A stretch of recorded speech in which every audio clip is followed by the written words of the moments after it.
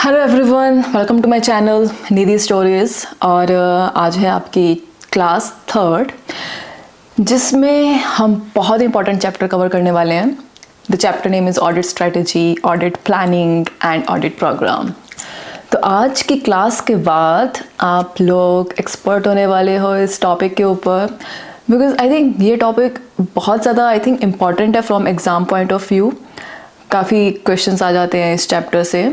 And हमेशा मुझे जब मैं अपना ऑडिट की प्रिपरेशन कर रही थी, तो हमेशा मुझे भी इस चैप्टर में बहुत ज़्यादा कन्फ्यूजन होती थी। मतलब अगर आप इसको क्रैम करने के पर्पस से आप जा रहे हो, तो आप कभी भी इसको मतलब याद नहीं रख पाओगे। हमेशा आपको कन्फ्यूजन होगी कि क्या है ऑडिट स्ट्रेटेजी, क्या है ऑडिट प्लान, क्या है ऑडिट प्रोग्राम। तो एक ही इसका रास्ता है कि आप कंसेप्ट को पकड़ो। आप देखो कि रियल लाइफ में जब ऑडिटर्स एक एंगेजमेंट का ऑडिट करते हैं, तो उसमें ये सब चीज़ें कैसे काम आती हैं, तो रियल लाइफ में कैसे करते हैं। अगर आपको वो चीज़ पता होगी तो आपको क्रैम करने की ज़रूरत ही नहीं पड़ेगी, और वो आपको बहुत ही ईजिली रिटेन भी रहेगा। तो आज की क्लास में मेरा यही ऑब्जेक्टिव है कि विद माय एक्सपीरियंस, जो भी मेरा एक्सपीरियंस रहा है अब तक का, उसके बेसिस पे मैं आपको ये जो टॉपिक है उसको बहुत ही इजी वे में आपको समझाऊं कि आपको याद करने की ज़रूरत ही ना पड़े। आपको ये सारे कंसेप्ट आपके माइंड में रिटेन हो जाए, और आप कोई भी अगर क्वेश्चन अपीयर होता है एग्ज़ाम में इस टॉपिक के ऊपर, तो आप इजीली उसको आंसर कर पाएँ। ठीक है, तो yes, without wasting any time let's start. तो लेकिन उससे पहले आई विल गिव यू, और maybe I will tell you one story और वन इंस्टेंस। तो एक बार क्या हुआ कि मुझे एक क्लाइंट मिला। मुझे एक क्लाइंट असाइन हुआ जिसका मुझे ऑडिट करना था। तो उसका अभी पिछले साल का ऑडिट फिनिश हुआ था, और अभी हमने जस्ट नया ऑडिट स्टार्ट करना था। तो अभी जस्ट उसका स्टार्टिंग ही था, ऐसा नहीं था कि हमने बहुत प्रोसीजर्स, एक्चुअल में ऑडिट प्रोसीजर स्टार्ट कर दिए थे। तो मैंने जैसे वो टीम ज्वाइन की, तो मुझे पार्टनर ने बोला कि ये 2-3 चीज़ें हैं जो हमें at the beginning of the audit, अभी कुछ भी एग्जीक्यूट करने से पहले या कुछ प्लानिंग करने से पहले हमें 2-3 चीज़ें हैं वो करनी है। Those are very important things. तो मैंने कहा हाँ बताओ क्या करना है। तो सबसे पहले उन्होंने कहा कि आपको कुछ प्रोसीजर्स करने हैं, क्योंकि जब भी हम कोई ऑडिट, जब भी कोई एंगेजमेंट हमारे पास आती है, तो हम उसको ऐसे ही एक्सेप्ट नहीं कर लेते। लेट सपोज कि मैंने आपको बताया कि रिलायंस इंडस्ट्री मेरे पास ऑडिट के लिए अगर आती है, तो ऐसा नहीं है कि मैं कहूँगी वाओ रिलायंस मेरे पास ऑडिट के लिए आ रही है तो बहुत अच्छी अपॉर्चुनिटी है, ठीक है हाँ मैं एक्सेप्ट कर लेती हूँ। ऐसा नहीं होता, ओके। क्योंकि अगर आप ऐसे करोगे, आप जो भी स्टैंडर्ड्स में लिखा हुआ है, जो जो रिक्वायरमेंट्स होती हैं, उसको अगर फुलफिल नहीं करोगे तो आप नॉन कंप्लायंस की कैटेगरी में आ जाओगे, ठीक है, विच इज़ नॉट गुड। तो उन्होंने कहा कि जैसे, बट जो मेरा क्लाइंट था वो लास्ट ईयर हमने ऑडिट किया हुआ था, तो अब नेक्स्ट ईयर भी क्या हमें प्रोसीजर करने हैं, दैट वाज माय क्वेश्चन। कि अभी तो पिछले साल हमने किया है, तो अब दोबारा करने हैं, क्योंकि लास्ट ईयर हमने किए ही होंगे ना सब। तो हमने अगर लास्ट ईयर ऑडिट किया था तो इस साल भी कर लेते हैं, पर ऐसा नहीं होता, बिकॉज सर्कमस्टांसेस में चेंज। ठीक है, तो हमें एवरी ईयर री इवेल्यूएट करना होता है। अगर तो न्यू क्लाइंट है तो before accepting that new engagement, और अगर वो रिकरिंग है तो before continuing on that engagement for next year हमें कुछ प्रोसीजर्स करने होते हैं। तो फिर मैंने कहा अच्छा क्या करना होगा। तो बहुत ही मतलब जो बड़ी फॉर्म्स होती हैं उसमें बहुत ही सोफिस्टिकेटेड वे में हर एक चीज़ होती है कि हमें ऑडिट स्टार्ट कर रहे हैं तो ये करना है। और एक बेसिकली क्वेश्चनर था जो हमें फिल करना होता है, उसके अंदर काफ़ी सारे क्वेश्चंस होते हैं, तो जो कि एक्चुअल जो रिक्वायरमेंट्स होती हैं ऑडिट की वो सारे कवर करते हैं वो क्वेश्चंस। तो उसमें कुछ कुछ जैसे क्वेश्चंस थे कि जो मैनेजमेंट है वो इंटीग्रिटी उसकी है कि नहीं है। ऐसा तो नहीं है कि वो अनएथिकल है, आपको लगता है कि वो गलत काम करती है, they don't have good ethics, they don't have integrity. तो अगर हम कोई क्लाइंट एक्सेप्ट कर रहे हैं तो हम ये चाहेंगे कि जो हमारे जो मैनेजमेंट है जो प्रिपेयर कर रही है फाइनेंशियल स्टेटमेंट्स, वो they should have good integrity, right.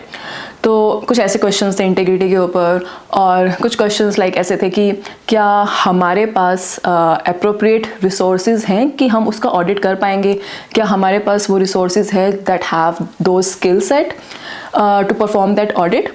तो अगर हम उसमें कहेंगे नो हमारे पास नहीं है रिसोर्सेज, तो definitely you can not do that audit, you can not accept that audit.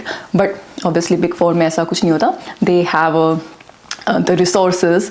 तो कुछ ऐसे बेसिकली ये कि आपके पास रिसोर्सेज है, क्या इंटीग्रिटी है मैनेजमेंट की, और भी काफ़ी क्वेश्चंस होते हैं on nature of the business कैसा है, कुछ इलीगल बिजनेस तो नहीं है, और भी क्वेश्चंस उनके क्या रिस्क लगते हैं आपको बिज़नेस में।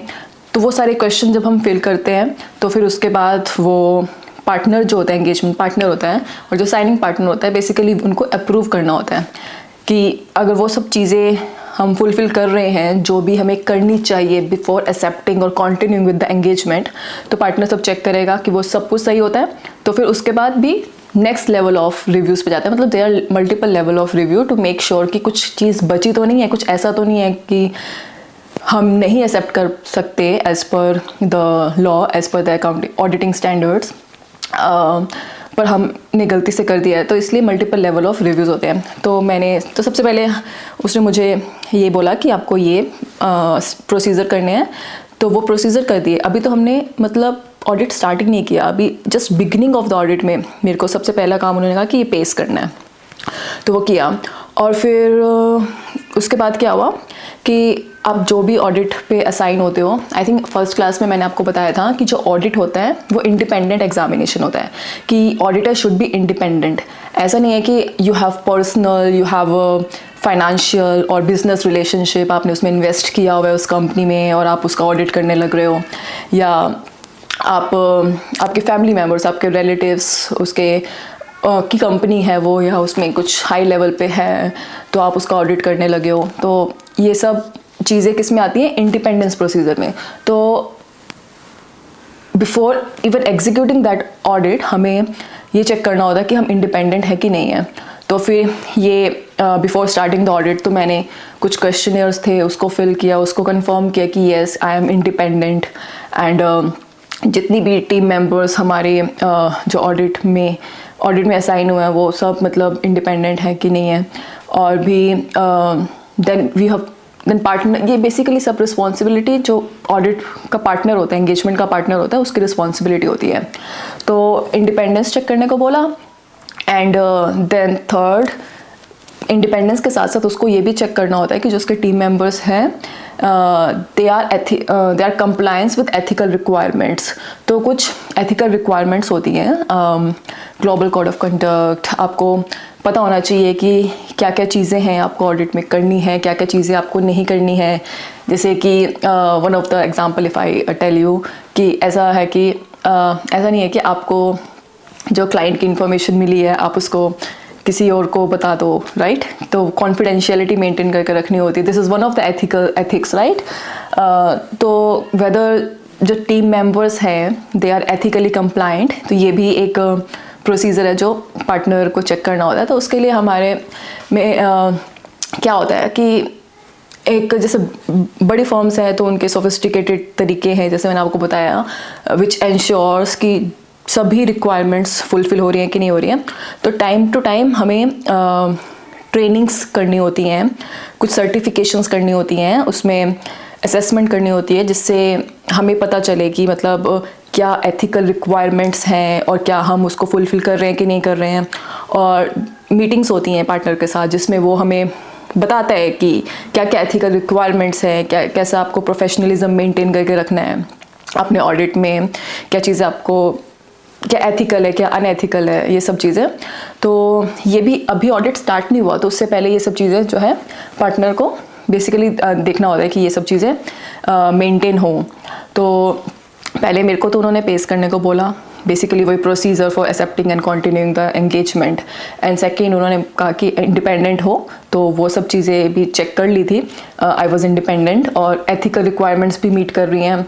फिर उसके बाद मेरे पार्टनर ने मुझे बोला कि अभी we have to get the engagement letter as well from the client.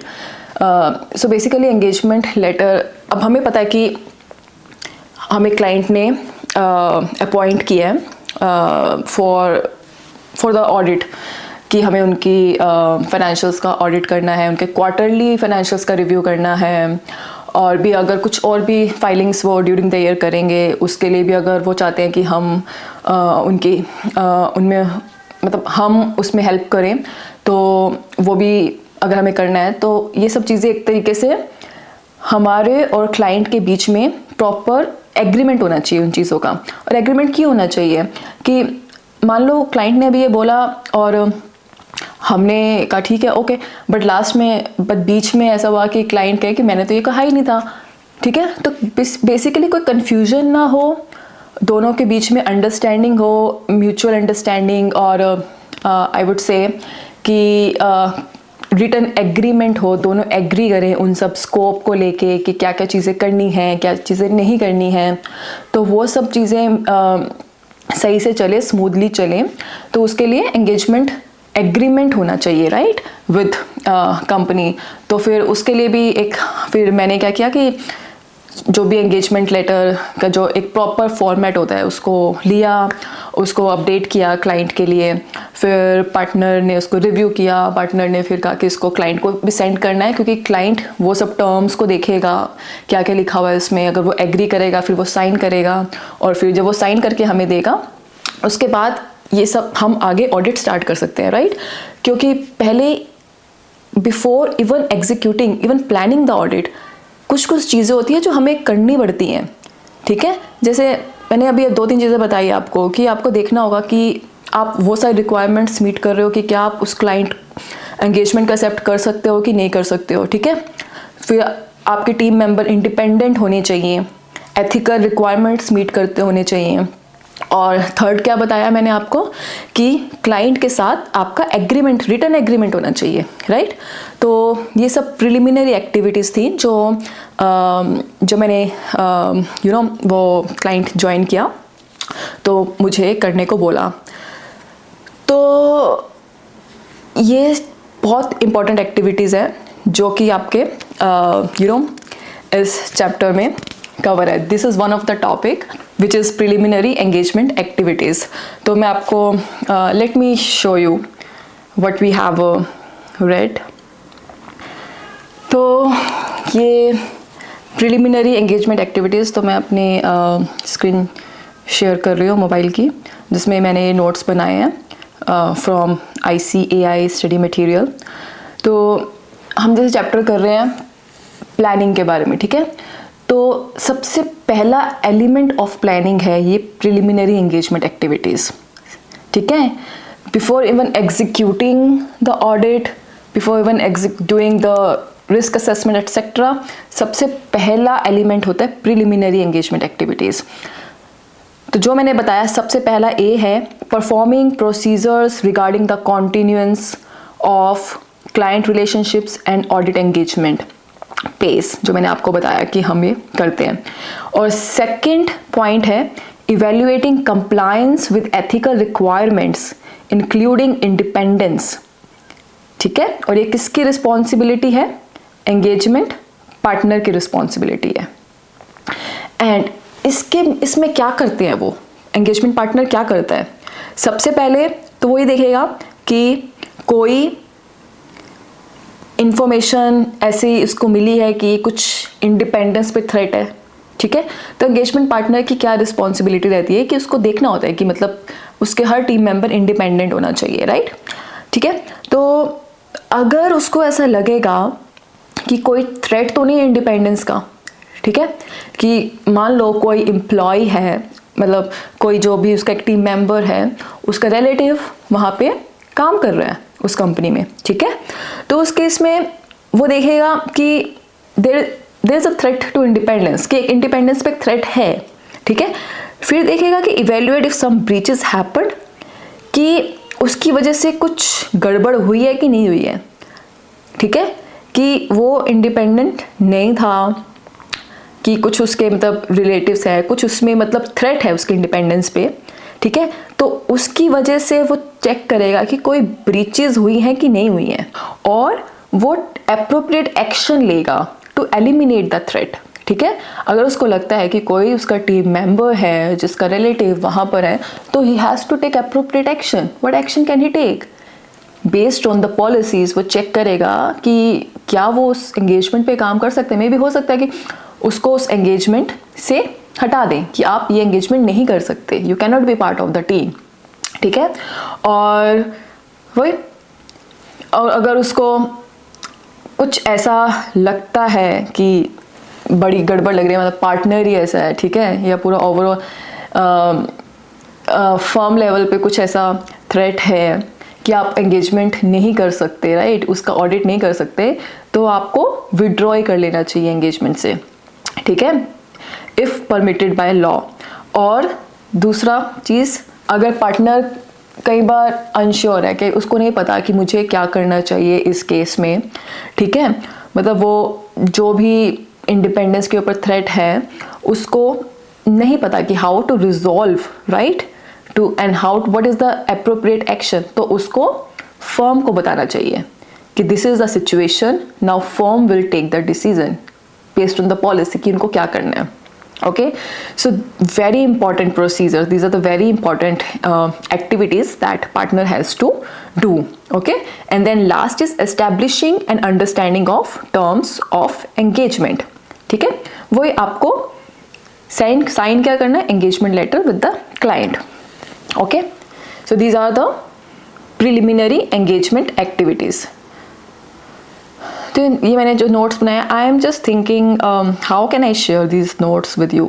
May be I should create a Telegram channel, और कुछ जो भी नोट्स होते हैं, if you join the Telegram channel तो मे बी उसमें मैं डाल सकती हूँ, in case you guys wants to refer these notes, okay. तो let me quickly take a look at the ICAI material, in case कुछ पॉइंट है जो इस टॉपिक से रिलेटेड अगर रह गया हो तो।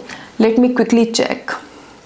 Yeah. Preliminary engagement activities include performing procedures regarding the continuance of client relationship and audit engagement, ठीक है, जो अभी हमने just check किया।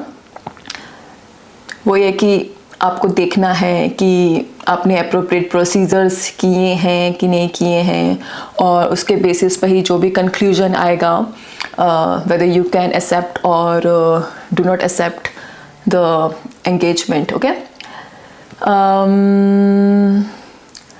Then कैसे matters होंगे such as integrity of the principal owners and key management, competence of engagement team to perform the audit engagement, okay, and implications of matters that have arisen during current and previous audit engagement may need to be considered, okay. And in case of initial engagement, अगर कोई first time की engagement है, उसमें आपको क्या करना होता है, जो प्रीडिसेसर ऑडिटर होता है उसके साथ भी कम्युनिकेशन करनी होती है, ठीक है। तो कुछ क्वेश्चंस होते हैं उससे रिलेटेड, तो I think we have discussed everything here.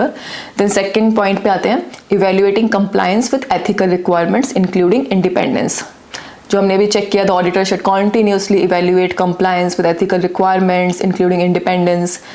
Independence जो भी हमने कई बार डिस्कस किया है, means that the judgement of a person is not subordinate to the wishes और direction of another person who might have engaged him, okay. So throughout the audit engagement partner shall remain alert through observation and making inquiries for evidence of non-compliance with relevant ethical requirements by members of the engagement team.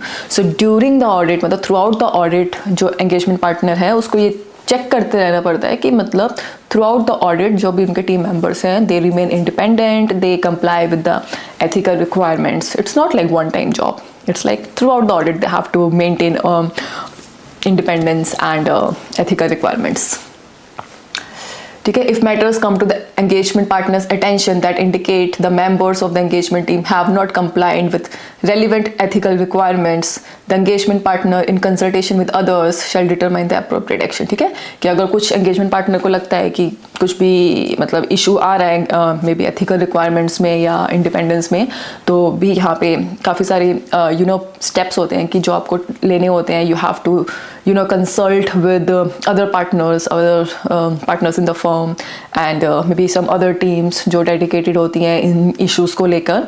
फिर वो देखते हैं कि क्या appropriate action है, क्या उनको करना चाहिए. तो ये भी हमने अभी डिस्कस कर लिया. एंड ब्रीफली हमने ये भी डिस्कस किया. The engagement partner shall form a conclusion on compliance with independence requirement that apply to the audit engagement. In doing so, the engagement partner shall obtain relevant information from the firm to identify and evaluate circumstances and relationships that create threats to independence. ठीक है. तो basically वो firm से information लेगा और देखेगा कि कोई थ्रेट तो नहीं है इंडिपेंडेंस को लेके. तो वो बेसिकली कैसे क्या होता है मैं आपको बताती हूँ कि क्या एक्चुअल में क्या प्रोसीजर करते हैं हम. तो there is a dedicated team जो इंडिपेंडेंस चेक करती है. तो one of the procedure I am just telling you कि जैसे एक कंपनी है, ठीक है, हो सकता है कि उसकी सब्सिडरी हो जिस पे उसने इन्वेस्ट किया हो, ठीक है, और वो उसकी पेरेंट हो. तो ऐसा नहीं है कि हम सिर्फ वो वन कंपनी का ही पेरेंट कंपनी का ही चेक करेंगे कि वो कंप्लाइंट, कि उसके रिलेटेड हमारा कोई रिलेशनशिप नहीं है. हम ये भी चेक करेंगे कि भाई वो जो कंपनी है अगर उसने वो 100% किसी की सब्सिडरी है या किसी की पेरेंट है तो उस सेकंड कंपनी को भी हम अपने स्कोप में लेते हैं. हम चेक करते हैं कि हम उस कंपनी के लिए भी इंडिपेंडेंट होने चाहिए. ठीक है. ऐसा नहीं है कि मतलब हम डायरेक्टली बेसिकली उसमें इन्वेस्ट नहीं किया बट वो इनडायरेक्टली तो हम उस कंपनी ने इन्वेस्ट किया हुआ है ना. तो बेसिकली ये एक प्रोसीजर होता है जो हमारी एक डेडिकेटेड टीम होती है वो चेक करती है, जो हर बार हमें डिक्लेयर करना होता है कि हमने किस किस कंपनीज़ में पैसा इन्वेस्ट किया है. और फिर चेक करते हैं कि कहीं भी ऐसा तो नहीं है कि हम नॉन कंप्लाइंट है, हम इस कंपनी में ये कंपनी का हम ऑडिट करते हैं, ठीक है, या जिस कंपनी का हम ऑडिट करते हैं उसकी कोई सब्सिडरी है, अगर क्या हमने उसमें भी तो नहीं पैसा इन्वेस्ट किया हुआ. ठीक है. तो ये सब चीज़ें जो होता है ना कि हमें पहले डिक्लेयर करनी पड़ती है. और ये सब डेटाबेस किसके पास होता है? फर्म के पास होता है. और क्योंकि सारा डाटा जो भी हम दिखाते हैं कंपनी के आगे डिस्क्लोज करते हैं तो वो फर्म के पास होता है. और फिर जो डेडिकेटेड टीम होती है इंडिपेंडेंस की, ठीक है, उनके पास भी वो डेटा जाता है. अगर मैं अपनी इस बेसिकली पर्टिकुलर ऑडिट का अगर इंडिपेंडेंस चेक कर रही हूँ, मान लो रिलायंस इंडस्ट्री का मैं ऑडिट कर रही हूँ, तो कंपनी फर्म के पास पूरा डाटा होगा, ठीक है, कि रिलायंस किसकी पेरेंट है, रिलायंस की कौन सी सब्सिडरी है, कौन सी कंपनीज बेसिकली इसकी एफिलिएट्स हैं. We have to basically make sure कि जो भी टीम है वो उनका कोई रिलेशनशिप नहीं होना चाहिए उन किसी भी फॉर्म के साथ. ठीक है. तो इस तरीके से प्रोसीजर किया जाता है. तो अगर वो ये ऑब्टेन करते relevant information from the firm to identify and evaluate circumstances and relationships that create threats to independence. Then second, evaluate information on identified breaches, if any, of the firm's independence policies and procedures to determine whether they create threat to independence for the audit engagement. ठीक है. अगर तो कोई breaches लगती है हमें कि हमें पता लगा है कि ये इसमें उसने इन्वेस्ट किया हुआ है, ठीक है, कुछ फिर अगर breaches कुछ भी ऐसा हमें पता चले कि कहीं भी कोई breach है, कुछ भी है, तो हमें क्या करना होता है? फर्म की, जैसे किसी भी फर्म का में आप काम कर रहे हो, उनकी अपनी पॉलिसीज़ होती है कि अगर आपको कुछ ब्रीच का पता चलेगा तो आपको ये पॉलिसी फॉलो करनी है, इस पॉलिसी के ही अकॉर्डिंगली एप्रोप्रिएट एक्शन लेना है. ठीक है. तो वही कह रहे हैं कि अगर जो भी आइडेंटिफाइड ब्रीचेस होंगी उसको कैसे इवेल्युएट करना है? On the basis of the independence policies that firm has. Okay.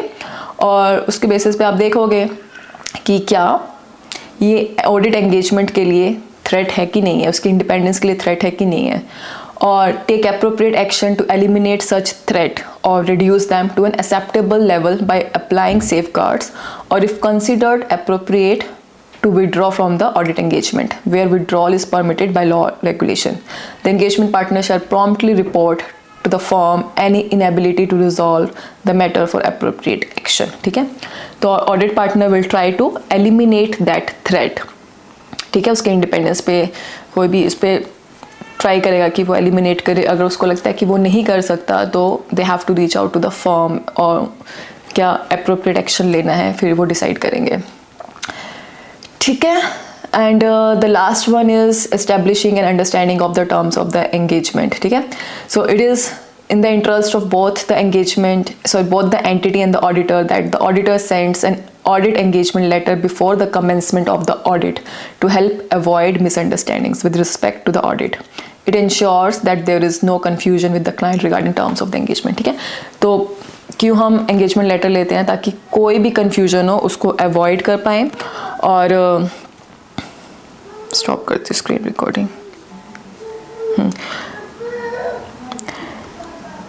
ठीक है, तो कोई भी पर्पज़ यही होता है कि हम कोई भी मिसअंडरस्टैंडिंग है उसको अवॉइड करें, कोई भी कन्फ्यूजन है उसको अवॉइड करें क्लाइंट के साथ कि हमने क्या काम करना है, किस लिए उन्होंने हमें अपॉइंट किया है, ठीक है। तो yes, these are you know very important activities जो कि ऑडिटर को हेल्प करता है उसकी जो भी ऑडिट करने वाला है उसकी प्लानिंग में, ठीक है। ओके, तो ये थी 3 एक्टिविटीज़। तो आई थिंक आपको ये क्लियर हो चुका होगा। अगर कोई भी आपको क्वेश्चन है तो आप कमेंट सेक्शन में ज़रूर बताना, ठीक है। अगर आपको अभी तक की ये जो क्लास है सही लग रही है तो प्लीज़ वीडियो को लाइक भी कर दीजिए। तो ठीक है, हमारा पहला टॉपिक कवर हुआ है। अब हम पहुंचते हैं नेक्स्ट टॉपिक के ऊपर, विच इज़ प्लानिंग एक्टिविटीज़। बहुत इम्पॉर्टेंट है, बहुत इम्पॉर्टेंट है। सबसे पहले तो ये बताओ कि वाई प्लानिंग इज़ इम्पॉर्टेंट। भाई आप ऑडिट करना है आपने, ठीक है। आप मान लो आप रिलायंस का ऑडिट करने के लिए आपको असाइन हुआ है आपका ऑडिट, आप न्यू ऑडिटर हो, ठीक है, या फिर न्यू टीम मेंबर मान लो। तो आपको कहा गया है कि भाई ये रिलायंस का ऑडिट है, आपको करना है। तो भाई थोड़ा आपको लगेगा ना कि क्या करना है, कैसे करेंगे।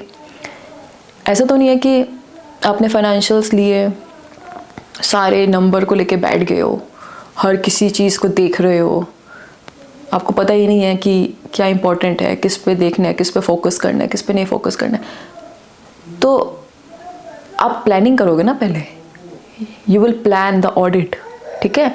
आप कुछ टाइम स्पेंड करोगे उसको प्लानिंग करने में। एक एग्जांपल लेते हैं, मान लो to let you know how much planning is important in all the areas, I would say, in your personal life, in your professional life. तो let's take example, अगर आपने कोई ट्रिप प्लान करना है, let's suppose आपने Europe का trip plan करना है, तो उस केस में आप क्या करोगे।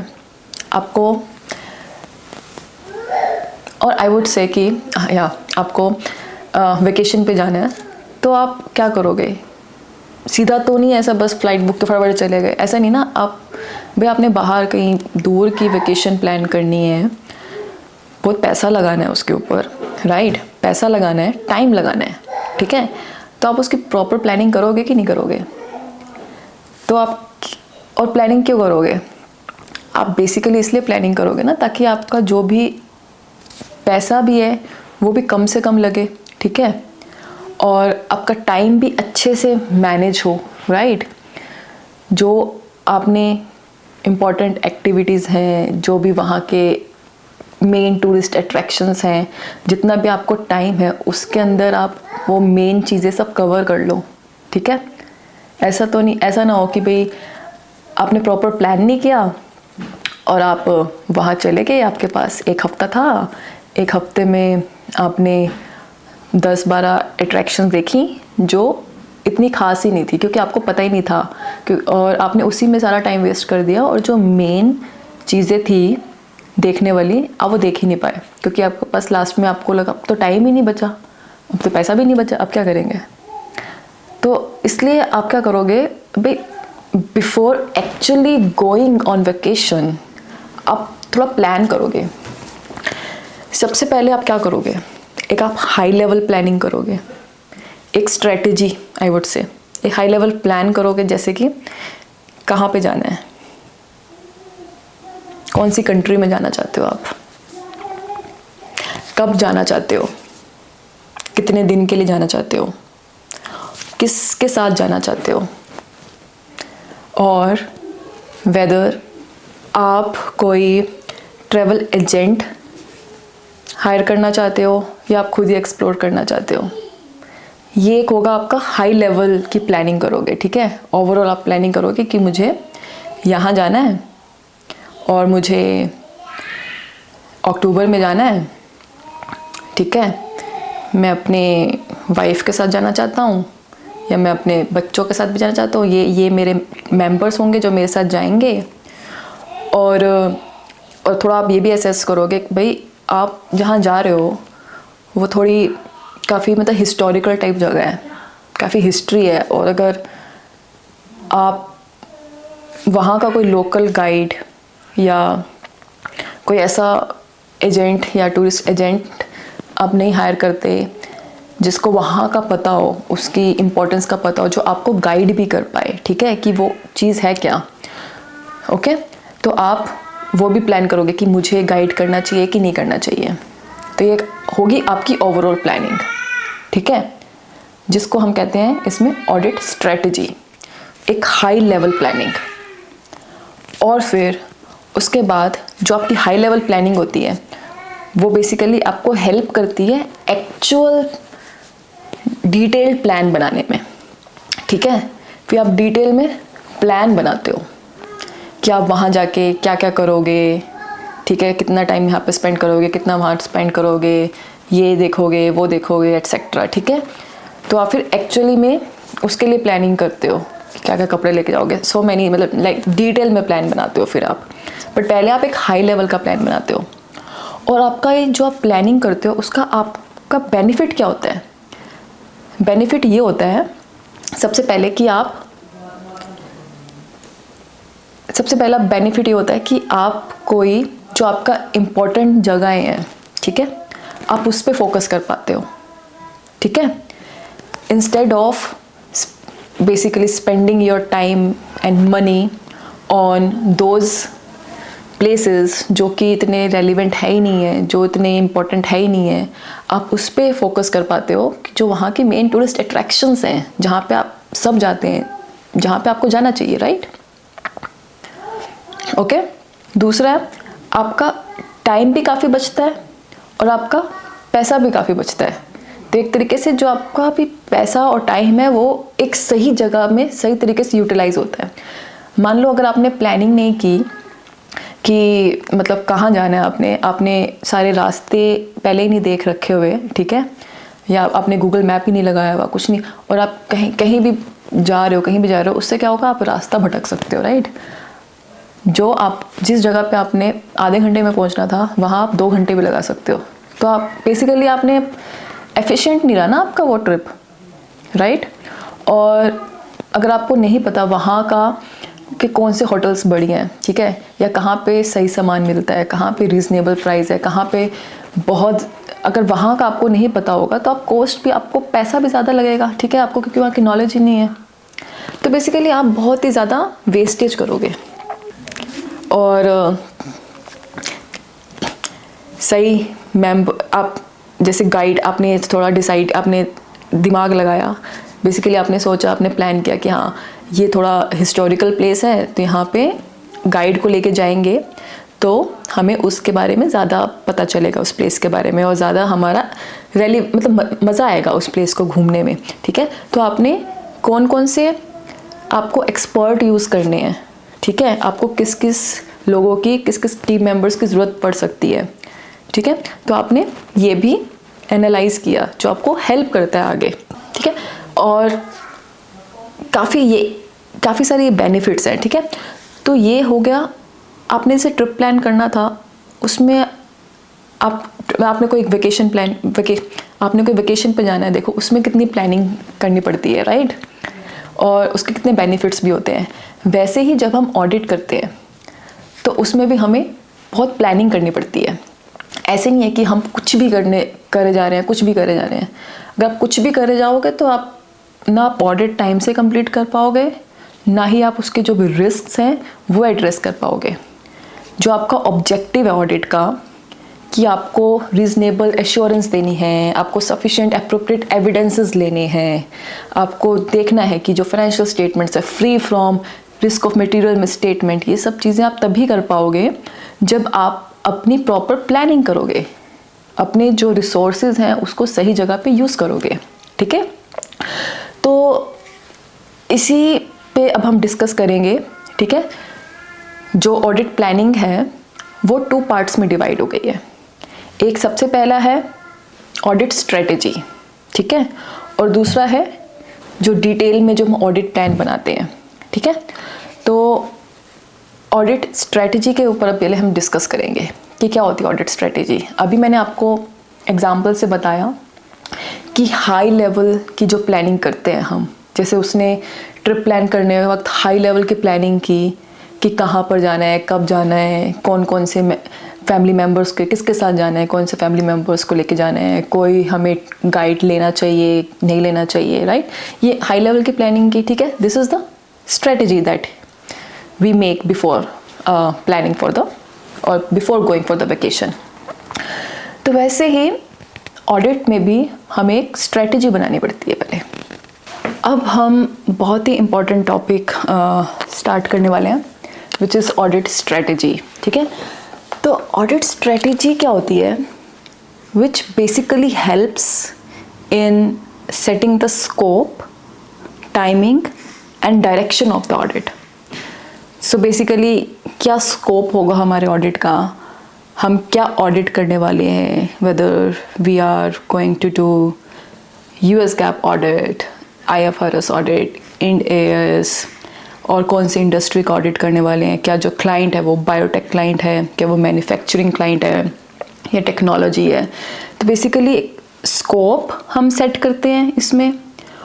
दूसरा हम टाइमिंग सेट करते हैं।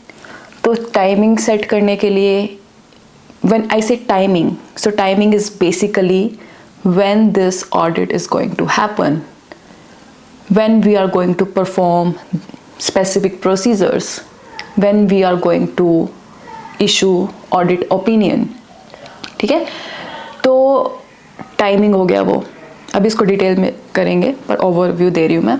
And then third one is direction of the audit, किस डायरेक्शन में हम ऑडिट को लेके जाना चाह रहे हैं। सो बेसिकली किस डायरेक्शन में हम अपने ऑडिट एफर्ट्स डालेंगे। व्हेन आई से किस डायरेक्शन में ऑडिट एफर्ट्स डालेंगे, आई मीन टू से कि in the financial statements there are lot of numbers, right? And there are a lot of accounts in the financials, prepaid, fixed assets, cash, like so many accounts, like, right? But what accounts are material or what accounts are significant for us, और कौन से accounts है जो insignificant है। If you remember, in the first class I briefly talked about materiality, कि हमारा जो audit होता है मटेरियलिटी पे चलता है। ऐसा नहीं है कि हम हर एक नंबर का ऑडिट कर रहे हैं, ऐसा नहीं है। तो वो ये कि उस मटेरियलिटी के बेसिस पे, रिस्क के बेसिस पे हम ये डिटरमिन करते हैं कि कौन से अकाउंट्स सिग्निफिकेंट हैं, मटेरियल हैं, इम्पॉर्टेंट है फॉर आवर ऑडिट, ताकि हम अपना जो ऑडिट का एफर्ट है उस डायरेक्शन में लेके जाएं। या क्या सिग्निफिकेंट चेंजेस आए हैं इस बिज़नेस में, इस करंट ईयर में, कोई सिग्निफिकेंट ट्रांजैक्शंस की हैं जो हमारे ऑडिट के लिए इम्पॉर्टेंट है, जहाँ पर हमें अपना बेसिकली फोकस लेके जाना चाहिए अपने ऑडिट का। तो वो ये ऑडिट स्ट्रेटजी में हम ये देखते हैं कि सेट करते हैं कि क्या स्कोप है हमारे ऑडिट का, क्या टाइमिंग रहेगा और क्या डायरेक्शन रहेंगी उसमें। और ये जो भी चीज़ें हम करते हैं वो अल्टीमेटली हमें हेल्प करता है हमारा डिटेल्ड ऑडिट प्लान बनाने में। ठीक है, अभी हम इसमें ये कुछ नहीं डिसाइड कर रहे हैं कि हम कौन से प्रोसीजर करने वाले हैं, क्या हम कैश कॉन्फर्मेशन लेंगे, क्या हम रिकन्सिलिएशन करेंगे, क्या हम वेरिफिकेशन करेंगे ऑफ दीज एसेट्स। मतलब वो डिटेल में अभी हम ऑडिट प्लान नहीं बना रहे हैं। अभी हम ओवरऑल स्कोप सेट कर रहे हैं, टाइमिंग सेट कर रहे हैं और एक देख रहे हैं कि किस डायरेक्शन में हमें अपने ऑडिट के एफर्ट्स को लगाना है। और ये सब जब हम करते हैं उसके बेसिस पे हमें ऑडिटर को हेल्प होती है ये डिसाइड करने में कि उसको अपनी टीम में कितने मेंबर्स रखने हैं, उसको अपनी टीम में क्या कोई स्पेशलिस्ट को यूज़ करना है कि नहीं करना है, उसको कब कब टीम के साथ मीटिंग सेट करनी है, कब कब पार्टनर के रिव्यूज़ शेड्यूल करने हैं। ये सब जो चीज़ें अभी डिस्कस की उसके बेसिस पे it helps auditors in determining कि क्या क्या रिसोर्सेज यूटिलाइज करने हैं, मतलब बेसिकली कौन से टीम मेंबर्स होने चाहिए, ठीक है, और कितना टाइम लगेगा, कितने आवर्स लगेंगे इस ऑडिट को करने में, हमें स्पेशलिस्ट को यूज़ करना है कि नहीं करना है, कब हमें पार्टनर के रिव्यूज़ शेड्यूल करने हैं, कब ऑडिट रिपोर्ट इशू करनी है। तो ये करने के लिए अभी हमने डिस्कस किया कि स्कोप, टाइमिंग, डायरेक्शन, तो उसको अब हम थोड़ा डिटेल में डिस्कस करते हैं। बेसिकली जो audit strategy is the output, but to form the audit strategy हमें कुछ फैक्टर्स कंसीडर करने पड़ते हैं विच आर द इनपुट्स। और फैक्टर्स क्या हैं? सो बेसिकली ये फैक्टर्स कंसीडर करेंगे, उसको कंसीडर करके हमें क्या मिलेगी? Audit strategy. सो वो फैक्टर्स को हम कहते हैं इनपुट। हम इनपुट मान के चलते हैं, let's suppose these are the inputs and then our audit strategy is the final output. तो फर्स्ट इनपुट क्या है? अभी हमने कहा कि scope, timing and direction, right, वो सेट करने में हेल्प करता है ऑडिट स्ट्रेटेजी। तो सबसे पहले फर्स्ट फैक्टर हम लेते हैं स्कोप। तो सबसे पहले है कि हमें आइडेंटिफाई करना है कि हमारी एंगेजमेंट का नेचर क्या है और उसका स्कोप क्या है। मैंने इसे उसका नेचर क्या है, उसका स्कोप क्या है, क्योंकि कई बार होता है, मतलब क्योंकि डिफरेंट तरह की इंडस्ट्रीज़ होती हैं और हो सकता है कुछ इंडस्ट्री पे कोई अलग तरह के रूल्स लगते हों, अलग तरह के फ्रेमवर्क हो सकता है कुछ कंपनीज़ में कुछ अलग तरीके के प्रोसीजर हो जिस पे कुछ स्पेसिफाइड नॉलेज लगती हो। Let me take one example. When I say scope और nature of the engagement, first one is कि जो आप ऑडिट कर रहे हो वो उसके फाइनेंशियल स्टेटमेंट्स का फाइनेंशियल रिपोर्टिंग फ्रेमवर्क क्या है। When I say financial reporting framework, कि whether those are prepared as per US GAAPs, whether those are prepared as per Ind AS, normal accounting standards, IFRS। तो जब क्योंकि आपको कोई भी स्ट्रेटेजी बनानी है, पहले आपको पता होना चाहिए कि जो आप ऑडिट कर रहे हो वो US GAAP का कर रहे हो, IFRS का कर रहे हो या Ind AS का कर रहे हो, राइट। तो सबसे पहले ऑडिट स्ट्रेटेजी का स्कोप सेट करने के लिए you have to understand what is the financial reporting framework applicable to that entity. Second, आपको पता होना चाहिए कि वो इंडस्ट्री कौन सी है, उसका बिजनेस के सेगमेंट्स क्या है, whether this is some manufacturing industry जहाँ पे उनकी मतलब इन्वेंट्री इतनी ज़्यादा है कि इन्वेंट्री इतनी है कि आपको उसकी वैल्यूएशन करानी पड़ेगी, उसका फिज़िकल वेरिफिकेशन करना पड़ेगा जाके, क्या वो सब है कि नहीं है। तो थोड़ा आपको उसके बिजनेस सेगमेंट्स के बारे में भी आप अंडरस्टैंडिंग लोगे, ठीक है, क्योंकि उसी के बेसिस पे आप देखोगे कि आपको रिसोर्सेज कौन से यूटिलाइज करने हैं। मान लो कोई बिजनेस सेगमेंट है मैन्युफैक्चरिंग जहाँ पे बहुत सारी मतलब कॉम्प्लेक्स वैल्यूएशन टेक्निक यूज़ की हुई है इन्वेंट्री को वैल्यू करने के लिए, तो आप देखोगे ना कि उसका बिजनेस ऐसा है, तो मुझे अपनी टीम में वैल्यूएशन स्पेशलिस्ट को भी रखना चाहिए या कोई ऐसा टीम मेंबर रखना चाहिए जो एक्सपीरियंस हो इस एरिया में, राइट। तो वही है कि आप बिजनेस के बारे में थोड़ा सा समझोगे, ठीक है, right. And sometimes let's suppose they are biotech client, तो बायोटेक क्लाइंट्स के थोड़े अलग प्रोसेस होते हैं, कुछ प्रोसेस डिफरेंट होते हैं नॉर्मल अदर इंडस्ट्री से, ठीक है।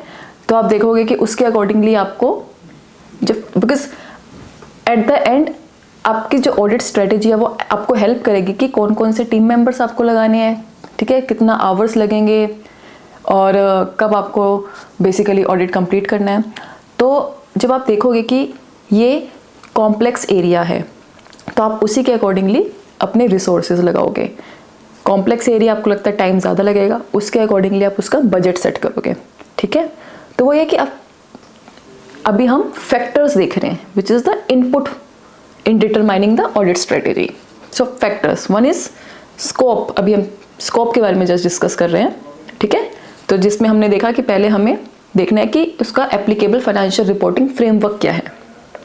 सेकंड देखा हमने कि कौन सी इंडस्ट्री है या उसका नेचर ऑफ जो बिजनेस सेगमेंट्स क्या है, ठीक है। और थर्ड हमने देखा कि किस तरह की इंडस्ट्री है, is it biotech, is it technology, is it SaaS company, is it manufacturing, ठीक है, क्योंकि उसके अकॉर्डिंग ही आप अपने रिसोर्सेज रखोगे।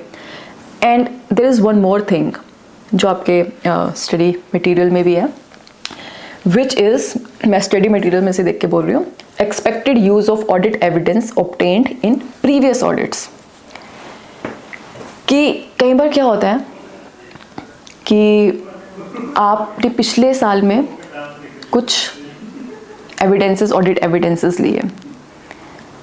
Late me take one example, जब हम इंटरनल कंट्रोल्स की भी टेस्टिंग करते हैं, ठीक है, पब्लिक कंपनीज में जहाँ पे इंटरनल कंट्रोल्स पे भी ओपिनियन देना होता है, इवन प्राइवेट कंपनीज के भी हम चेक करते हैं। तो उसमें क्या होता है कि कुछ लोअर रिस्क कंट्रोल्स होते हैं जिसमें आप क्या करते हो, अगर आपने एक साल आपने इंडिपेंडेंटली, मतलब एक साल आपने अगर ऑडिट एविडेंसेस रिव्यू किए हैं, कंट्रोल टेस्ट किया है, तो आप उन ऑडिट एविडेंस को नेक्स्ट 3 इयर्स के लिए यूज़ कर सकते हो। ऐसा ज़रूरी नहीं आपको हर साल नए ऑडिट सपोर्ट लेने हैं। आप क्या कर सकते हो, पिछले साल का ही ऑडिट जो एविडेंस आपने लिया है उसी को आप कैरी फॉरवर्ड कर सकते हो। But there are certain conditions कि लोअर रिस्क होना चाहिए, कंट्रोल, कोई प्रोसेस में चेंजेस नहीं होने चाहिए, एटसेट्रा एटसेट्रा, ठीक है। तो उस केस में आप क्या करते हो कि आप वही लास्ट ईयर वाले ही सपोर्टिंग डॉक्यूमेंटेशन आके कैरी फॉरवर्ड करते हो। तो why this is important in audit strategy formulation, because अगर आप डिसाइड कर रहे हो कि आप आउट ऑफ 50 कंट्रोल्स 15 कंट्रोल्स आप क्या करोगे कि लास्ट ईयर के एविडेंसेस यूज़ करोगे, आप कैरी फॉरवर्ड करोगे लास्ट ईयर की डॉक्यूमेंटेशन, ठीक है। तो उस केस में क्या होगा, जब आप रिसोर्सेज डिसाइड कर रहे होंगे या नंबर ऑफ आवर्स कितने लगेंगे इस पर्टिकुलर एरिया पे वो डिसाइड कर रहे होंगे, तो आप ये देखोगे ना कि भाई अगर हम मतलब 15 कंट्रोल्स की डॉक्यूमेंटेशन जस्ट कैरी फॉरवर्ड कर रहे हैं, कुछ नया डॉक्यूमेंट नहीं कर रहे हैं, तो आपको कम आवर्स लगेंगे और हो सकता है आप वो एरिया किसी स्टाफ 1 को भी असाइन कर दो, ठीक है, आपको उसके लिए कोई एक्सपीरियंस्ड पर्सन नहीं चाहिए। तो वो ये चीज़ें आपको बेसिकली हेल्प करती है ऑडिट स्ट्रेटेजी बनाने में, ठीक है। तो अभी हमने स्कोप डिस्कस किया जिसमें 3-4 चीज़ें अभी हमने डिस्कस की हैं जो अभी मैं स्टडी मटेरियल ही देख रही हूँ, जिसमें एप्लीकेबल फाइनेंशियल रिपोर्टिंग फ्रेमवर्क क्या एप्लीकेबल है एंटिटी को, whether it is US GAAP, Ind AS, IFRS क्या एप्लीकेबल है, the nature of business segments to be audited including the need of specialized knowledge, right, कि किस तरीके का उसका बिजनेस है, क्या बहुत कॉम्प्लेक्स ट्रांजैक्शंस हैं, कुछ एरियाज बहुत कॉम्प्लिकेटेड है जिसमें आपको कोई स्पेशलिस्ट की ज़रूरत पड़ेगी, ठीक है। Third is industry specific reporting requirements required by industry regulators, कि कौन सी इंडस्ट्री है, कुछ इंडस्ट्री में कुछ स्पेसिफिक रिक्वायरमेंट्स होती है, लाइक बैंकिंग इंडस्ट्री, अगर किसी आप बैंक का फाइनेंशियल इंस्टीट्यूशन का ऑडिट कर रहे हो तो उसमें कुछ ऐसे रिक्वायरमेंट्स होते हैं जो उसी बैंक्स पे लगती है, वो एप्लीकेबल बाकी नॉर्मल पब्लिक कंपनीज जैसे टेक्नोलॉजी कंपनीज इस पर नहीं होती, ठीक है। तो आपको ये भी देखना है कि आपकी कौन सी इंडस्ट्री है, ठीक है।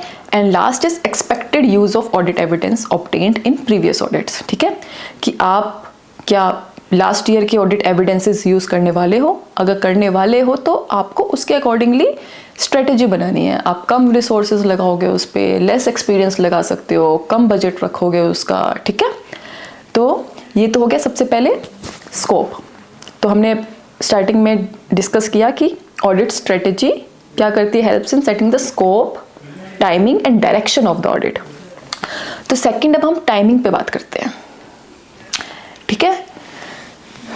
आपके पहले तो मैं आपको एक्सप्लेन कर देती हूँ। व्हेन आई से टाइमिंग, कि वो है कि ऑडिटिंग का टाइमिंग क्या रहेगा, कब हम ऑडिट रिपोर्ट इशू करेंगे, कब किस टाइम पे हम अपने प्रोसीजर्स करेंगे, राइट। तो वो हम डिसाइड कैसे करते हैं, वो हम अपने आप ही डिसाइड नहीं कर लेते। वो स्टार्ट होता है सबसे पहले हम क्लाइंट से डिस्कस करते हैं, उनसे उनका रिपोर्टिंग टाइम टेबल मंगवाते हैं। हर एक कंपनी का अपना रिपोर्टिंग टाइम टेबल होता है। मैंने जिसका ऑडिट मान लो करना है, मैंने उससे टाइम टेबल मंगवाया कि उस टाइम टेबल में लिखा होगा कब उनके ड्राफ्ट फाइनेंशियल्स रेडी हो जाएंगे, कब वो इंटरनली रिव्यू करेंगे, कब उनकी बोर्ड मीटिंग होगी, कब ऑडिट कमेटी की मीटिंग होगी, कब वो फाइल करना चाहते हैं फाइनेंशियल स्टेटमेंट्स। वो सब एक टाइम टेबल उनका बना होता है, ठीक है। तो हम सबसे पहले उनका वो टाइम टेबल लेते हैं, फिर हम देखते हैं भाई वो कब चाहते हैं कि हम फाइनेंशियल्स इशू करें, ठीक है। क्योंकि उसके बेसिस पे ही हमें अपने टाइम सेट करना होगा कि हमें कब कब रिसोर्सेज लगाने हैं, कब कब हमें ये प्रोसीजर्स करने हैं, कब तक ख़त्म कर लेने हैं सारे रिव्यूज़, राइट। तो हम टाइम टेबल मंगवाते हैं। फिर उसके बाद टाइम टेबल मंगवा लिया, फिर हमें क्लाइंट के साथ मीटिंग भी तो करनी है ना, एक्सपेक्टेशन सेट करनी है, उनके साथ डिस्कशन करनी है। भाई क्लाइंट से डिस्कशन किए बिना, कोऑर्डिनेट किए बिना कुछ नहीं कर सकते आप। You have to discuss with the client, with the management upfront, and also you have to communicate with the management upfront and throughout the audit. उनको बताना है कि आपके nature, timing and extent of audit procedures क्या रहेंगे, ठीक है। उनके साथ मीटिंग करो, डिस्कस करो कि आप इस डेट पे आप ये प्रोसीजर्स करोगे, ठीक है, ताकि आपको मैनेजमेंट का सपोर्ट उस टाइम पे मिलता रहे। अगर आप उनसे नहीं डिस्कस करोगे तो फिर क्या होगा। लेट्स सपोज आपने कैश कंफर्मेशन का प्रोसीजर करना है, ठीक है। आपने क्लाइंट से डिस्कस ही नहीं किया कि आपको मई के मंथ में कैश कॉन्फर्मेशंस और बैंक कॉन्फर्मेशन सेंड करनी है बैंक्स को।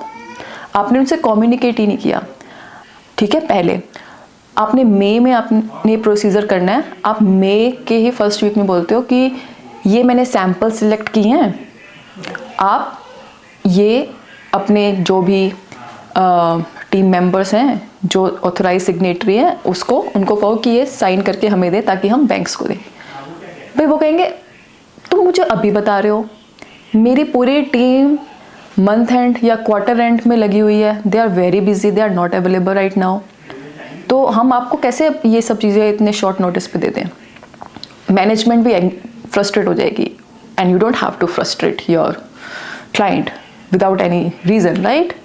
तो ये सब चीज़ें अवॉइड करने के लिए you have to set meeting with the management up front. उनको कम्युनिकेट करना है कि आपके किस तरीके के प्रोसीजर्स रहेंगे, क्या टाइमिंग रहेगा, क्या एक्सटेंट रहेगा, ठीक है। आपको इतना पूरा डिटेल में नहीं बताना है कि हम ये सैंपल सेलेक्ट करके देंगे कि 5 सैंपल्स होंगे, 2 होंगे, 1 होगा, ऐसा कुछ बताने की ज़रूरत नहीं। आप बताओगे कि हम कैश कॉन्फर्मेशन करेंगे, हमारा स्कोप कुछ अपने स्कोप के बेसिस पे, जो भी हमारे प्रोसीजर के बेसिस पे जो भी सैंपल्स आएंगे, हम इस मंथ में इस डेट तक आपको सैंपल्स दे देंगे, ताकि आप उसके सपोर्टिंग जो भी सब डॉक्यूमेंटेशन है वो आप हमें टाइमली प्रोवाइड कर पाओ, ठीक है। तो इसलिए ये बहुत इम्पॉर्टेंट है करना। और आप मैनेजमेंट से डिस्कस करोगे कि आप ऑडिट रिपोर्ट कब इशू करोगे, ठीक है, क्योंकि टाइम टेबल आपको मिल गया है, उसके बेसिस पे आप भी बताओगे ना, ठीक है मैं अपना ऑडिट रिपोर्ट आपको यहाँ तक ओपिनियन जो है दे दूंगा, ठीक है, इस डेट तक। एंड फिर उसके बाद यस, ये सब टाइमलाइंस के ऊपर ही है। तो जब टाइमिंग के ऊपर पूरा कम्युनिकेशन कोऑर्डिनेशन विद मैनेजमेंट है कि आप बताओगे कि ये इस टाइम पे हम प्रोसीजर करेंगे, हम मीटिंग सेट करेंगे पीरियोडिकली स्टेटस चेक करने के लिए, ठीक है, क्योंकि ऐसा नहीं है कि आपने आज पूरा एक बार एक्सपेक्टेशन सेट कर ली, अब आप बिल्कुल एंड ऑफ द ऑडिट पे मिलोगे, ऐसा नहीं है।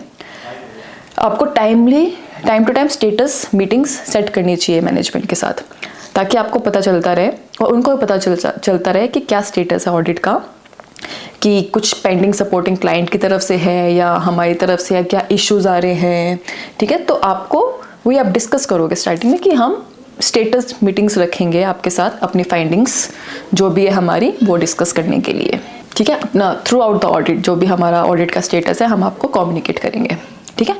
एंड वो करने के बाद आपको फिर इंटरनली अपनी ऑडिट टीम जो एंगेजमेंट टीम है उसके साथ उनको भी बताना है कि ये है, हम ऐसे ऐसे ऑडिट करेंगे, ये टाइमिंग रहेगा, ऐसे हम इंटरनल अपनी मीटिंग्स भी सेट करेंगे उसके अकॉर्डिंगली, ठीक है, कि इंटरनली ये मीटिंग सेट करेंगे, इस टाइम पे रिव्यू परफॉर्म होगा। तो एक पूरा टाइमिंग हम डिसाइड कर रहे हैं, ठीक है। तो ऑडिट स्ट्रेटेजी में हमने अभी डिस्कस किया स्कोप और अभी हमने डिस्कस किया टाइमिंग, ठीक है। अब और आ जाता है फिर डायरेक्शन ऑफ द ऑडिट। हमें कुछ फैक्टर्स देखने होते हैं, अब हमें अपनी प्रोफेशनल जजमेंट यूज़ करनी होती है कि ऑडिटर्स को प्रोफेशनल जजमेंट यूज़ करना हर एक स्टेप पे बहुत इंपॉर्टेंट है, ठीक है। अपनी प्रोफेशनल जजमेंट यूज़ करके हमें देखना है कि हमारे ऑडिट एफर्ट्स किस डायरेक्शन में जाएं, ठीक है। और ब्रीफली मैंने अभी थोड़ी देर पहले बताया कि हमें देखना है कि कौन से ट्रांजैक्शंस और आई वुड से कौन से प्रोसेसेस सिग्निफिकेंट हैं, कौन से अकाउंट्स सिग्निफिकेंट हैं, ठीक है, जिस पे हमें अपना जो है फोकस ज़्यादा लगाना है। हम देखेंगे कि कौन से ऐसे सिग्निफिकेंट चेंजेस हुए हैं, मैं सिग्निफिकेंट चेंजेस, क्योंकि अगर सिग्निफिकेंट है तो हमें ज़्यादा अपने एफर्ट सिग्निफिकेंट चीज़ों पे लगाना है। जो इमेटीरियल है, ऐसे छोटे मोटे हैं, तो उस पर इतना हम कोई फोकस नहीं करना। जो सिग्निफिकेंट चेंजेस हुए हैं, कुछ नए, मान लो कि कुछ नया लॉ आ गया है जिसकी वजह से काफ़ी ज़्यादा चेंजेस आ गए हैं the way we use to work और ऑडिट, तो वो सब सिग्निफिकेंट चीज़ें जो भी हुई हैं वो पहले हमें उस पर फोकस करना है, ठीक है, और अपने जो ऑडिट एफर्ट्स हैं उस पर डायरेक्ट करने हैं, significant high risk areas, right, ठीक है।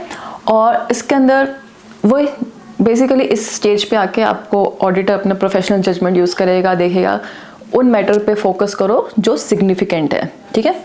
और कई बार क्या होता है, फॉर एग्जांपल मान लो वो ये भी डिसाइड कर सकता है कि इस अकाउंट पे क्या उसको इंटरनल कंट्रोल्स पे रिलाई करे या ना करे, क्योंकि ऐसा होता है कि जिस एरिया पे हम इंटरनल कंट्रोल्स पे रिलाई करते हैं उसमें क्या होता है कि हम सैम्पल टेस्टिंग कम करते हैं, क्योंकि हम कंट्रोल्स टेस्ट कर रहे हैं, उस पर रिलाई कर रहे हैं, वो इफ़ेक्टिव हैं, तो हम अपने जो अदर प्रोसीजर्स होते हैं वो कम कर देते हैं। अगर हमें मतलब 60 सैंपल टेस्ट करने थे तो हम सिर्फ 25 करेंगे, ठीक है। तो वो एक तरीके से वो स्ट्रेटेजी बेसिकली देख सकता है कि हमें क्या इंटरनल कंट्रोल्स पर रिलाई करना चाहिए या नहीं करना चाहिए, और क्या क्या सिग्निफिकेंट ट्रांजेक्शन्स हैपन हुई हैं, क्या क्या सिग्निफिकेंट चेंजेस हुए हैं बिजनेस में, जिस पे वो बेसिकली अपना ऑडिट एफर्ट को फोकस करें। और बाकी कुछ अदर फैक्टर्स हैं, जैसे कि जब भी आप प्रिलिमिनरी एंगेजमेंट एक्टिविटीज़ जो भी कर रहे हो, या अगर उसके बेसिस पे कुछ भी आपको नई इन्फॉर्मेशन मिली है तो वो भी आप इम्प्लीमेंट करो अपनी ऑडिट स्ट्रेटजी बनाने में। और अगर आप ऑडिट एंगेजमेंट पार्टनर हो, आप किसी और भी काफ़ी सारे क्लाइंट्स का ऑडिट करते होंगे, वहाँ से अगर कुछ आपको लगता है कि कुछ ऐसी नॉलेज मिल रही है कि जो आप इस पे इम्प्लीमेंट कर सकते हो, तो आप इस पे इम्प्लीमेंट करो। And last is basically very easy, जो हमने अभी वैसे कवर भी कर लिया है, which is ascertain the nature, timing and extent of resources necessary to perform the engagement. क्यों है कि आप देखोगे कि एंगेजमेंट टीम की सिलेक्शन कि कौन होगा आपके एंगेजमेंट टीम में और किसको कौन सा एरिया दिया जाएगा, ठीक है। कोई कॉम्प्लेक्स एरिया है तो वो एक्सपीरियंस टीम मेंबर को दोगे, कोई कॉम्प्लेक्स और रिस्की एरिया है उस पर ज़्यादा बजट एलोकेट करोगे as compare to less risky area, ठीक है। तो this is the last factor. So total 5 factors हमने डिस्कस किए हैं। तो आप स्टडी मटेरियल में इसको रीड कर सकते हो, मैंने आपको बता दिया। लेकिन ये जब ओवरऑल जब स्ट्रेटजी बेसिकली ये सब 5 फैक्टर्स आप जब आप कंसीडर करते हो उसके बाद वही जो मैंने आपको बताया कि it helps you in determining कि कौन से आपके रिसोर्सेज होंगे, क्या बजट होगा, कब आपका टाइमिंग रहेगा रिव्यूज़ कंप्लीट करने का, क्या आपको स्पेशलिस्ट इन्वॉल्व करने हैं नहीं करने हैं। तो ये था आपका establishing the audit, overall audit strategy. बहुत ज़्यादा इम्पॉर्टेंट टॉपिक है और क्योंकि काफ़ी सारे पॉइंटर्स हैं तो कंफ्यूज हो जाते हैं लोग कि कैसे याद करें, बट आप समझ के करोगे तो आपको ईजी रहेगा, ठीक है। मेन चीज़ें आपने याद रखनी है 3 थिंग्स कि जो ऑडिट स्ट्रेटजी होती है वो हेल्प करती है in setting the scope, timing and direction of the audit, ठीक है। स्कोप इज़ बेसिकली कि क्या स्कोप है आपका ऑडिट का, वेदर क्या फाइनेंशियल रिपोर्टिंग फ्रेमवर्क एप्लीकेबल है एंटिटी को, whether it's US GAAP, Indians क्या, ठीक है। और नेचर ऑफ बिजनेस क्या है, क्या रिपोर्टिंग सेगमेंट्स हैं। और देन नेक्स्ट हमने डिस्कस किया कि कौन सी इंडस्ट्री है, क्योंकि उसके बेसिस पे ही, क्योंकि कई इंडस्ट्री पे डिफरेंट तरीके के प्रोसीजर्स लगते हैं, राइट। एंड देन कि whether we can use the audit evidence obtain from last year और नॉट, और ये सब चीज़ें हेल्प करती है आपको ये रिसोर्सेज एलोकेशन, बजट एलोकेशन में। And then second is timing. तो हम टाइमिंग के लिए क्या करते हैं, पहले तो time table, reporting time table लेते हैं क्लाइंट से कि वो कब फाइल करेंगे, कब फाइनेंशियल्स उनके रेडी होंगे। उसके बेसिस पे फिर हम अपने रिव्यू शेड्यूल करते हैं, क्लाइंट के साथ कम्युनिकेट करते हैं कि कब हम अपनी ऑडिट रिपोर्ट इशू करेंगे और कब हम स्टेटस मीटिंग्स रखेंगे क्लाइंट के साथ अपना स्टेटस चेक डिस्कस करने के लिए। और फिर इंटरनली भी अपनी एंगेजमेंट टीम के साथ मीटिंग्स रखेंगे, डिस्कस करेंगे कि रिव्यूज़ कब हो जाने चाहिए, कब इंटरनल मीटिंग्स होंगी एट्सेट्रा, ठीक है। फिर थर्ड इज़ डायरेक्शन। फिर डायरेक्शन इज़ बेसिकली कहाँ अपना ऑडिट एफर्ट्स ज़्यादा लगाने हैं, जो सिग्निफिकेंट एरियाज़ हैं। Based on your professional judgement you see what areas are significant, what transactions, classes of transactions are significant, उसके ऊपर आप फोकस करते हो, ठीक है। कौन से significant changes हैं in the business, कोई regulatory changes तो नहीं हो रहे हैं, तो basically you direct your efforts on those significant matters, ठीक है। and then बाकी 2-3 नॉर्मल से हैं कि अगर जो भी प्रिलिमिनरी एंगेजमेंट एक्टिविटीज़ की है या आपका कोई एक्सपीरियंस है दूसरी ऑडिट से तो उसको भी आप यूज़ कर सकते हो और अच्छी ऑडिट स्ट्रेटजी बना सकते हो। एंड देन लास्ट वही था कि आप फिर क्या करो, उसके बेसिस पे आप देखो कि कौन से आपके टीम मेंबर्स होंगे, कौन सा एरिया कौन सा टीम मेंबर करेगा। कोई कॉम्प्लेक्स एरिया है, रिस्की एरिया है तो वो एक्सपीरियंस टीम मेंबर को दो, कोई लेस रिस्की एरिया है तो नॉन एक्सपीरियंस टीम मेंबर भी कर सकता है, ठीक है। ये सब जब हो जाता है तो it helps you to determine the resources, create budget, allocate the areas and planning on who will be reviewing these areas, when meetings will happen, when partner reviews will be happening. So yeah, so this is overall audit strategy. I hope आपको समझ आया होगा। I understand it's little बहुत ज़्यादा information है, but अगर आपको कोई question होगा तो आप you can ping me in the chat box. तो I think आज हमने बहुत सारी चीज़ें कवर कर ली हैं और थोड़ा I think आपको भी टाइम चाहिए इसको डाइजेस्ट करने के लिए। तो हम नेक्स्ट क्लास में कंटिन्यू करेंगे कि what is audit planning basically, which is after we once audit strategy is prepared हम फिर डिटेल में ऑडिट प्लान बनाते हैं। तो वो हम नेक्स्ट चैप्टर में नेक्स्ट क्लास में करेंगे और उसमें फिर ऑडिट प्रोग्राम के बारे में भी डिस्कस करेंगे कि व्हाट इज़ ऑडिट प्रोग्राम, और जो भी छोटे छोटे जो भी टॉपिक्स रह गए हैं इस चैप्टर के वो हम कवर करेंगे। तो आई थिंक आज के लिए इतना ही। और अगर आपको ये वीडियो अच्छी लगी हो तो प्लीज़ लाइक कर दीजिए and do share this video with your fellow future CAs, and yeah, do subscribe this channel as well, and if you have any questions, any suggestions, to let me in the comment section. I know मुझे काफ़ी अच्छे suggestions मिले हैं कि कहीं से in the comment section, तो yeah, I have noted all those suggestions down. If you want me to create a telegram channel और जिसमें मैं जो भी मेरे ये भी नोट्स होते हैं वो मैं अपलोड कर दूँ, so that in case you guys want to take a look. तो ठीक है, आज की वीडियो में इतना ही। तो अब मिलेंगे हम नेक्स्ट वीडियो में, और बहुत मज़ा आने वाला है आपको नेक्स्ट वीडियो में भी। बट या, do stay connected, stay tuned, and I'll see you in the next one. Bye bye. Thank you.